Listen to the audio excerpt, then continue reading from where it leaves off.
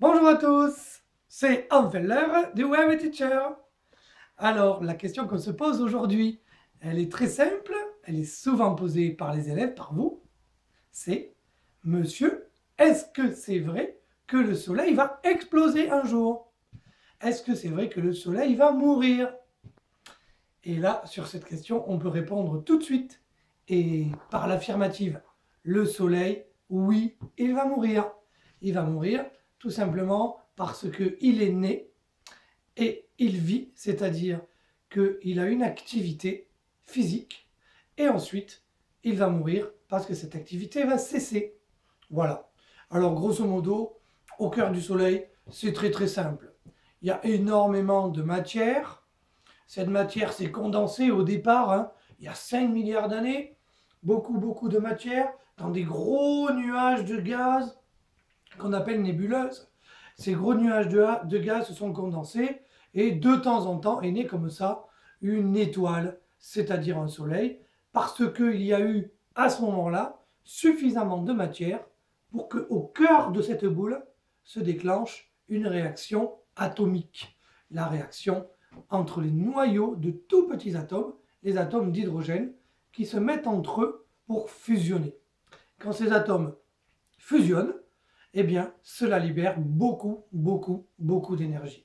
Et c'est ce qui se passe en permanence au cœur de notre Soleil et de toutes les étoiles qu'on peut voir autour de nous dans le ciel la nuit. Toutes les étoiles fonctionnent sur le même principe. Les atomes fusionnent, cela libère de l'énergie sous forme de chaleur, sous forme de lumière et sous forme de rayonnement multiples et variés. Très simple, cette énergie fait perdre de la masse à une étoile, et la nôtre en particulier. Cette énergie se disperse comme ça. Et notre Soleil, le pauvrette, eh bien, il perd plus de 100 000 tonnes de matière par seconde. Un truc de fou. Il perd des milliers de tonnes à chaque seconde qui passe. Un choubidoubidou, deux choubidoubidou, trois choubidoubidou, tout ce qu'il a perdu de matière. Et ça fait 5 milliards d'années qu'il perd de cette matière à une vitesse colossale.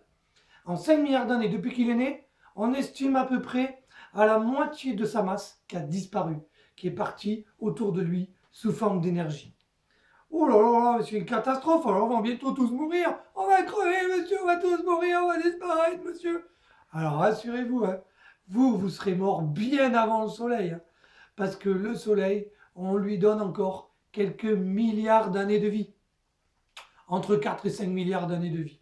Et je vais vous dire un secret, si l'homme est encore sur la Terre dans 1 million d'années, ce sera déjà pas mal. Et le soleil, il en aura vu d'autres.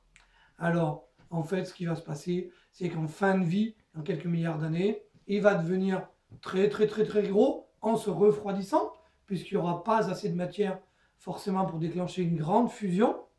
Il va devenir rouge et très gros, il va bouffer Mercure, bouffer Vénus, il va bouffer la Terre, il va devenir énorme, il va se refroidir. Juste après ça, bon, il faudra quelques millions d'années quand même, il va se recruncher comme ça, vous voyez, il va s'écraser sur lui-même en donnant un dernier sursaut d'énergie, une dernière boule, on va dire, qu'on appelle une naine blanche, un truc très lumineux, très énergétique. Et puis finalement, puisque c'est un petit soleil et non pas une très grosse étoile, notre soleil à nous, eh bien, il va probablement se transformer en une boule noire, inerte, qu'on appellera une naine noire, comme on en observe déjà autour de nous. Voilà, grosso modo, la vie du soleil. Il est né, beaucoup d'énergie, il a consommé, et il mourra. Mais les enfants, on ne sera plus là pour le voir. Allez, je vous embrasse.